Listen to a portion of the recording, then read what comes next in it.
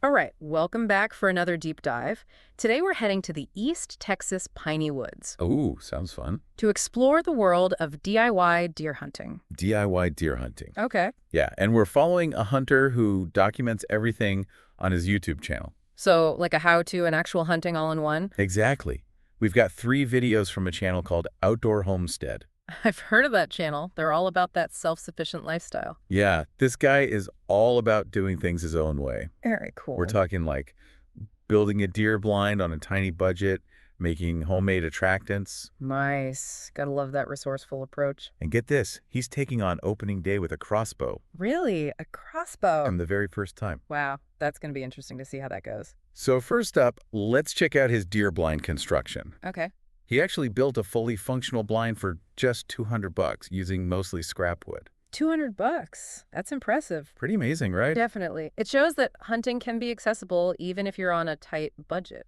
And he even talked about learning this bracing technique from some older hunters in his area. Oh, I like that. They use salvaged metal to reinforce the corners. So cool. There's such a strong sense of community in the hunting world. Totally. Passing those skills down is so important. Absolutely. It helps preserve traditions and keep those ethical hunting practices alive. All right, so picture this. It's opening day. Our hunter is all geared up. Crossbow is sighted in. Excitement is building. He heads out to his new blind, Okay. but then he hears this weird sound in the woods. Uh-oh, what kind of sound?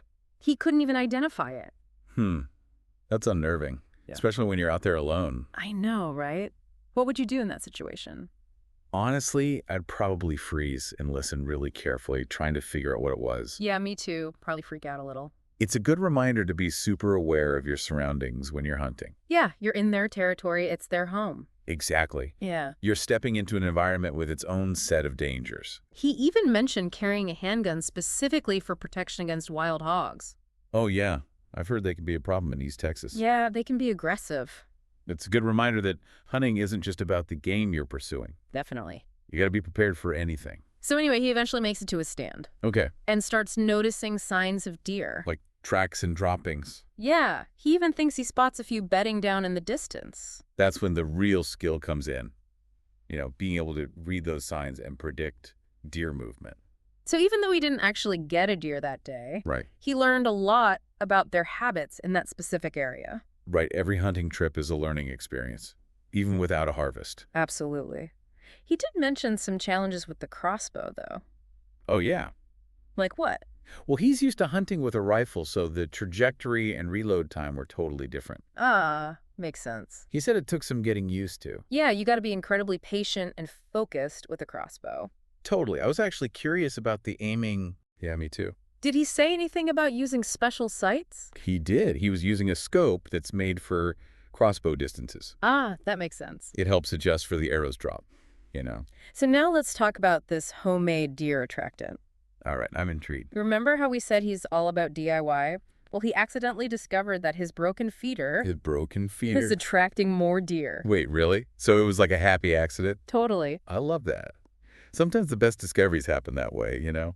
So he created this mix with rice bran, sugar, peanuts, Sounds pretty standard so far. and are you ready for this? Tropical punch drink mix. Tropical punch. Seriously. I know. What do you think? Does that actually work? It's definitely unique. I'm not sure about the science behind it, but hey, if it works, it works. He noticed that the deer were actually competing for this food pile. Makes you think about how much natural food is available in that area. Right, and how those attractants might be impacting the deer population. It's a good point. You know, we should always be mindful of the impact our actions have on wildlife. He specifically said he tries not to make huge piles of attractant because he doesn't want to attract hogs. Smart move. Yeah. Hogs can be really destructive, and they compete with deer for resources. Yeah, it sounds like he's found a way to manage their presence while still attracting deer. It's all about finding that balance, right? Totally. And get this, he actually ended up bagging a spike buck using this weird method. No way.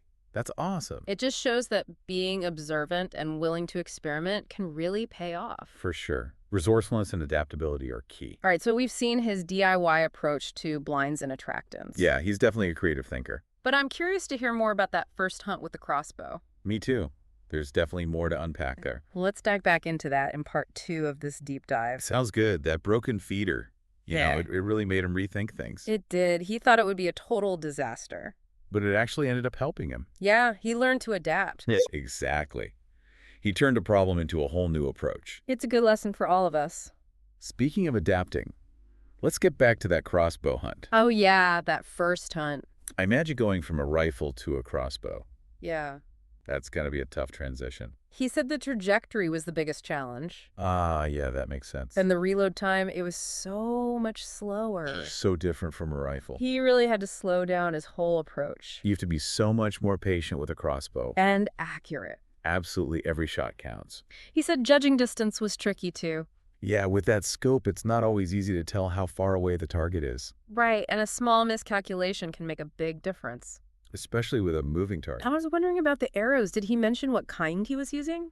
He did. He said he uses heavier arrows for better penetration. Makes sense. They've got to pack a punch. You need all the help you can get with a crossbow. It's amazing how much goes into choosing the right gear. It's all about finding what works best for you and the situation. He seems to be doing his research. He does. He's really committed to learning. And not afraid to try new things. That's the best way to improve. So picture him out there in his new blind crossbow ready. Waiting for that perfect shot. He mentioned that the deer in this area are unpredictable. Oh, so no set patterns. Yeah, they show up at different times each day. That makes it even tougher. He really has to rely on his observation skills. And adapt to what he sees. Even though he didn't get a deer on that first hunt, it wasn't a waste. Not at all. He gained valuable knowledge. He's always learning, even when he doesn't succeed. That's what makes a good hunter? I love that saying. A bad day of hunting is still better than a good day at work. Huh. So true. But seriously, even without a harvest, Those trips are still so valuable. you know, at the end of that hunt, he talked about how good it felt to just be back in the tree stand. Oh, yeah. I remember that. Even though he didn't get a deer, he felt so connected to nature. There's something special about being out in the woods. It's peaceful, calming, It's a chance to escape the everyday hustle. and just appreciate the beauty around you. It's about more than just hunting. It's about that connection with nature. And that's something we can all relate to. So we've talked about his DIY skills, his crossbow experience. And his love for the outdoors. But there's one more thing I wanted to touch on. What's that? His resourcefulness. You know, how he's always making do with what he has. Like with that broken feeder. Exactly. It's inspiring. He doesn't need fancy gear or expensive solutions. He just figures things out. That kind of resourcefulness is valuable in any part of life. Absolutely. It's a mindset. It's about being creative and finding solutions. Even when things don't go as planned. We can all learn from that. So as we continue this deep dive, let's keep that in mind. That resourceful spirit. Because he does eventually get that spike buck. He does, using that homemade attractant. Yeah, it's quite a story. Can't wait to hear about it. We'll dive into that in the final part of our deep dive. So we saw him build that blind, figure out the crossbow, and he even got that spike buck using his homemade attractant. That's right. Pretty resourceful guy. He was saying the deers were going crazy for it. For that tropical punch mix. I know, it's wild. You never know what's going to work, I guess. He was hunting from his new blind, and the deer came in pretty close. That's the dream, right? Get them right where you want them. Do you think the blind design helped? I mean, he put a lot of work into it. Oh, for sure. A good blind can make all the difference. Yeah, it keeps you hidden. It breaks up your outline, makes you blend in. He did add some natural camo around it, too. Even better, deer have incredible eyesight. He said the buck came in slow, real cautious, Checking for danger. testing the wind. Scent control is so important, even with an attractant. Yeah, you can't fool their nose. They'll bust you every time. He waited for just the right moment, Patience is key. then took the shot. A clean kill. That's what you want, quick and ethical.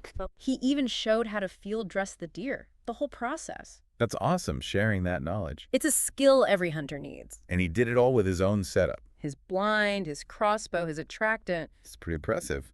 Talk about self-reliance. He's not just hunting, he's living it. And he seems to really enjoy the whole process. You can tell he's got that passion. It's inspiring to see. Definitely reminds you why we love the outdoors. I think that's what really stood out to me in these videos. What do you mean? His resourcefulness, his passion. And that connection with nature. He's not afraid to try something new. He's always learning, always adapting, I think that's a great lesson for all of us. whether we hunt or not. So we covered a lot in this deep dive. DIY blinds, crossbow hunting, even homemade attractants. We saw him succeed and we saw him learn from his mistakes. It's all part of the journey. But most importantly, We saw that respect he has for the outdoors. Absolutely. That's what it's all about. It's been a great deep dive. Before we go, I want to ask our listeners, Oh, a question. I like it. what unconventional approaches have you tried in your outdoor adventures? Share your stories. We'd love to hear them. Big thanks to everyone for joining us on this deep dive. And be sure to check out that Outdoor Homestead channel. So much great content there. Until next time, happy adventuring.